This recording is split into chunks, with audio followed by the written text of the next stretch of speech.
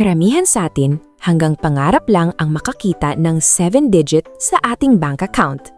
Bakit? Dahil tinuruan tayo na mag-ipon sa mabagal na paraan.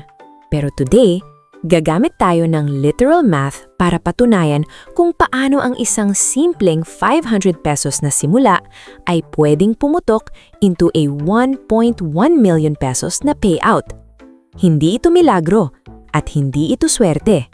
Isa itong mechanical force multiplier gamit ang 2026 hacks na tinatago ng algorithm sa inyo. Meet Yang Iponaryo. Hawak niya ang huling 500 pesos sa wallet niya. Gusto na niyang mag-invest, pero nag-aalinlangan pa siya. Sa kabilang banda, andito ang ating skeptic. Sabi ng skeptic, 500? Ano namang mararating yan? Pambili lang yan ng 2 coffees o isang buffet. Mag-iipon muna ako hanggang malaki na ang sahod ko bago ako mag-MP2. Fast forward tayo sa finish line. Ang skeptic, pa-chill-chill lang, still waiting for the perfect time na hindi naman dumating. Pero ang iponaryo natin, nakasuot na siya mayon ng smart casual light blue button-down shirt. Confident na siya dahil hawak na niya ang premyo. Matagumpay niyang na-convert ang maliit na disiplina into a 7-figure reality. Ang pagkakaiba nila ay hindi ang swerte o ang laki ng starting salary. Ito ay dahil sa 10 secrets na nagpagunga sa maliit na binhi para maging isang dambuhalang harvest. At tandaan nyo, hindi nyo kailangang maging milyonaryo na para magawa ito. Ni-research natin at ini-stress test ang math na ito laban sa 2026 pag-ibig dividend projections at sa takbo ng ekonomiya ngayon. Kung nandito kayo sa isang feel-good story, hindi ito ang video na para sa inyo. Pero kung handa na kayong makita ang literal roadmap patungo sa inyong first million, makinig kayong mabuti. Kaiponaryo, simulan na natin ang math. Secret number 1, ang immediate entry. Dito bumabagsak ang 90% ng mga Pilipino. Ang pag-aantay na magkaroon ng sapat na pera ang pinakamabilis na paraan para manatiling mahirap. Sa MP2, ang pinakaimportanteng asset mo ay hindi ang pera mo, kundi ang 5-year timer. Sa sandaling ihulog mo ang unang 500, magsisimula ng tumakbo ang pag-ibig clock.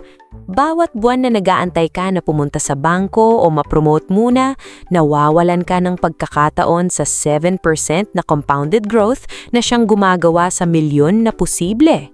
Sa roadmap natin, ang year 1 ang tinatawag nating seed year. Kahit 500 lang yan, sa oras na pumasok yan sa account mo, hindi na yan panggastos. Worker na yan na nagtatrabaho para sa future self mo. Tignan nyo ang ating persistent scoreboard. Sa dulo ng year 1, meron ka ng 6,420 pesos. Kasama na dyan ang dividends mo. Mukhang maliit lang, hindi ba? Baka pagtawanan ka pa ng skeptic? Pero hindi niya alam, ang maliit na step na ito ang tanging paraan para ma-unlock ang secret number 2, kung saan magsisimula ng maging agresibo ang math natin. Magpatuloy tayo. Secret number 2. Ang step-up multiplier. Ito ang sekreto kung bakit hindi natin kailangan mag-antay ng 30 years. Karamihan kasi ng calculator sa internet, ipapakita sa inyo na kung 500 lang ang ihuhulog mo buwan-buwan, aabutin ka ng habang buhay bago maging milyonaryo. At tama sila, kung dun ka lang titigil. Pero ang iponaryo mindset ay hindi static, kundi dynamic. Ang tawag dito ay income creep hack. Sa bawat taon na lumilipas, asahan natin na tataas ang iyong value bilang worker o lalaki ang kita ng iyong maliit na negosyo. Imbes na i-upgrade ang cellphone o bumili ng bagong sapatos, i-upgrade natin ang iyong MP2 contribution. Sa roadmap natin, sa pagpasok ng year 2, itataas natin ang iyong monthly savings from 500 patungong 1,500 pesos. Bakit 1,500?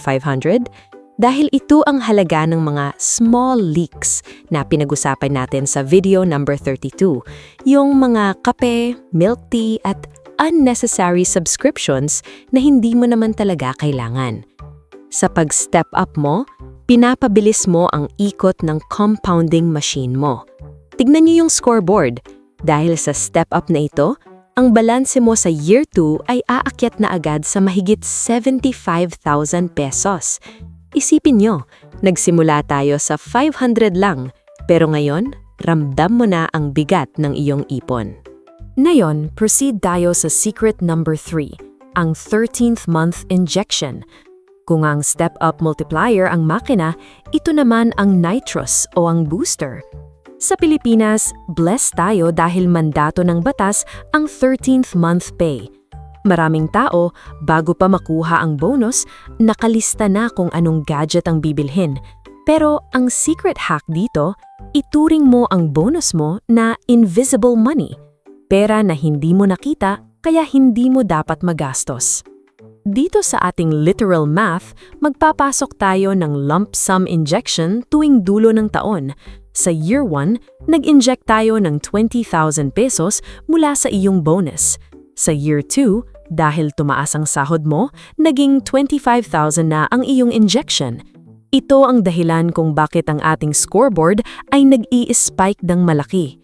Hindi lang buwan ng hulog ang nagpapalaki ng pera mo. Ito ay ang mga strategic deposits na ginagawa mo habang ang iba ay busy sa paggastos. Panoorin niyo ang transformation sa ating scoreboard. Sa year 3, ang monthly mo ay itataas natin sa 2,500 pesos at mag-i-inject tayo ng 30,000 pesos mula sa iyong bonus. Ang resulta, ang total balance mo ay papalo na ng mahigit 145,000 pesos. Sa loob lang ng 3 years, mayroon ka ng 6-digit na savings. Dito na nagsisimulang manghina ang tuhod ng skeptic. Akala niya kasi nagbibiro lang tayo sa 500 na simula. Hindi niya alam ginagamit lang natin ang 13th month mo bilang shortcut para lampasan ng mga taong mas malaki ang sahod pero zero naman ang savings. Tandaan, ang labanan sa MP2 ay hindi lang tungkol sa laki ng sweldo, kundi sa tibay ng sistema mo. Magpatuloy tayo sa susunod na bahagi ng ating roadmap. Secret number 4, ang maturity rollover. Ito ang pinaka-critical na step sa ating 10-year roadmap. Pagdating ng year 5, magse-celebrate ang lahat dahil ang iyong unang MP2 account ay magmamature na. Tignan niyo ang ating scoreboard. Sa year 4, nag-step up tayo sa 3,500 pesos na monthly at sa year 5, nasa 4,500 pesos na tayo. Kasama ang iyong annual bonus injections, ang total balance mo pagkatapos ng 5 years ay nasa mahigit 350,000 pesos. Dito na nagkakatalo ang winner at ang loser strategy. Ang skeptic, kapag nakakita ng ganitong kalaking pera, ang unang iisipin ay pambili lang bagong motor or down payment para sa sasakyan. Pero kung gagawin mo iyan, pinatay mo ang iyong compounding engine. Ang secret number 4 ay ang pagre-reinvest ng buong principal at dividends mo patungo sa isang bagong 5-year cycle. Ito ang tinatawag nating The Great Reset. Imbes na magsimula ka uli sa 500 pesos, magsisimula ka sa Cycle 2 na mayroon agad mahigit 300,000 pesos na nagtatrabaho para sa iyo. Secret number 5, ang compounded selection. Habang binubuksan mo ang iyong bagong account para sa Cycle 2, may itatanong sa iyo ang system. Gusto mo ba ng annual payout o compounded dividends? Ang advice ko, huwag mong pipiliin ang annual payout kung ang target mo ay ang 1 million. Bakit? Dahil kapag kinuha mo ang payout taon-taon, kinukuha mo ang mga anak ng pera mo bago pa sila makapanganak ulit. Sa compounded selection, ang iyong kinitang interest ay idadagdag sa iyong principal para sa susunod niya taon. Ibig sabihin, mas lumalaki ang base na kinukunan ng 7% na dividend. Sa literal math natin, ang compounded selection ang dahilan kung bakit ang iyong year 6 balance ay tatalon agad sa halos 500,000 pesos. 1 year lang ang lumipas mula nung maturity, pero dahil sa compounding, kumita ka agad ng mahigit 100,000 nang wala kang ginagawa. Ngayon, alamin natin ang secret number 6, ang Tax Shield Advantage. Maraming Pilipino ang nag-iipon sa traditional banks at natutuwa kapag nakakakita ng interest sa kanilang passbook. Pero alam nyo ba na sa bawat piso na kinikita mo sa bangko, kinukuha ng gobyerno ang 20% bilang withholding tax? Kung sa bangko ka nag-iipon, ang iyong 1 million pesos ay mababawasan ng malaking halaga dahil sa tax na ito. Pero sa Pag-ibig MP2, zero ang tax. Ang bawat sentimo na kikitain ng iyong pera ay mapupunta sa iyong bulsa, hindi sa gobyerno. Isipin mo, binibigyan ka ng gobyerno ng 20% na discount o bonus kumpara sa mga taong nasa bangko lang ang pera. Ito ang hidden advantage na ginagamit natin para masiguradong ang ating roadmap patungo sa 1.1 million pesos ay mananatiling matibay kahit anong mangyari sa ekonomiya. Tignan niyo ang scoreboard natin sa pagpasok ng Year 6. Ang monthly contribution natin ay nasa 5,000 pesos na. Ito na ang ating ceiling o ang limit na itinakda natin para maging realistic ang math na ito para sa bawat manggagawang Pilipino. Hindi na tayo lalampas dito dahil sa puntong ito, ang interest na mismo ang gagawa ng trabaho para sa'yo. Magpatuloy tayo. Secret number 7, ang laddering method. Isa ito sa pinakamalaking hadlang kung bakit ayaw mag-start ng mga tao sa MP2, yung takot na ma-lock ang pera nila sa loob ng 5 years. Sabi ng skeptic, paano kung kailanganin ko ang pera sa Year 3 o Year 4? Nganga na lang ba? Ang laddering ang sagot sa takot na yan. Imbis na isa lang ang account mo, magbubukas ka ng bagong MP2 account bawat taon. Dahil sa system natin, pagdating ng Year 5, magmamature ang account number 1. Pagdating ng Year 6, magmamature ang account number 2. At tuloy-tuloy na yan. Ang resulta? Magkakaroon ka ng tinatawag na annual liquidity. May pera kang lumalabas taon-taon para sa mga emergency o biglaang gastos, habang ang main bulk ng iyong savings ay patuloy na lumalaki patungo sa target na 1 million pesos. Sa literal na math natin, ang laddering ang nagbibigay sa iyo ng peace of mind na hindi mo kailangang isakripisyo ang iyong security para sa iyong wealth. Secret number 8, ang windfall catch-all. Huwag niyo ring kalimutan ang mga maliliit na extra na dumarating sa buhay niyo. Tax refunds, cash gifts sa birthday, o yung mga maliliit na side hustle income. Huwag mong hayaan na magstay lang iyan sa iyong digital wallet o sa iyong ATM. Dito pumapasok ang ating hack. Treat every windfall as an MP2 mission. Gamit ang iyong app, ihulog mo agad ang kahit anong sobrang pera, kahit 200 or 500 pa yan. Tignan nyo ang scoreboard. Ang mga mini injections na ito ang dahilan kung bakit kahit may mga buwal na mahirap, hindi tayo bumabagal. Sa roadmap natin, itong mga windfall na ito ang nagsisilbing buffer para masiguradong hindi tayo lalayo sa ating 1.1 million pesos na timeline. Ngayon, pag-usapan natin ang secret number 9, ang snowball threshold. Ito ang pinaka-exciting na part ng ating 10-year paglalakbay. Tignan niyo ang scoreboard pagdating ng Year 8 at Year 9. Sa puntong ito, ang total balance mo ay lampas na sa 700,000 pesos. May mapapansin ka sa math natin. Ang kinikita ng iyong dividends taon-taon ay mas malaki na kaysa sa mismong monthly contribution mo.